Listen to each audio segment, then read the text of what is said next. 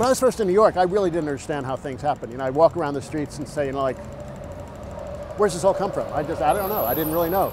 And then I read an essay by my late friend Bob Fitch about 10 years after I'd been here, where he outlined the Regional Plan Association's 1929 plan and the broad development of the city and the suburbs around it.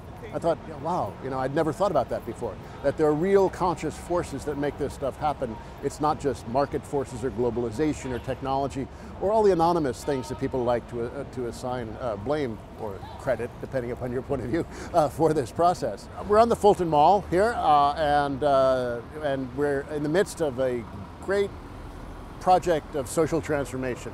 So this has been historically a very working class shopping district.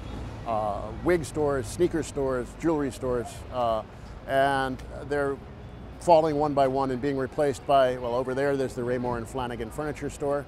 Over there's the Armani Exchange, and then we have an Aeropostale back there. The city planning people call this an increase in diversity, but it just looks like the mallification of downtown Brooklyn to me. The economic value of low-end retail is very small. It's you know, kind of a residual use. If you can't get anything better, it's better than nothing. But from the city planner's point of view, they don't like low-end retail. And you know, from the city's purely economic point of view, higher value retail means more property taxes and more sales taxes. And so it means more revenue for the city. So in that sense, you know, they have an economic interest in that upscaling.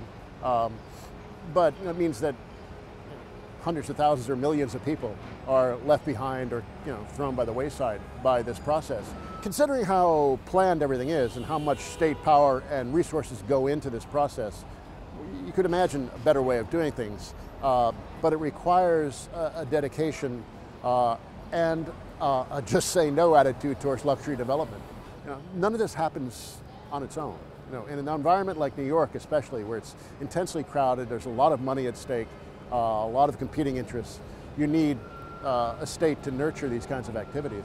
So, you know, why not have the state nurture activities for the benefit of regular people? Yeah, there are a lot of community groups that have been fighting this process.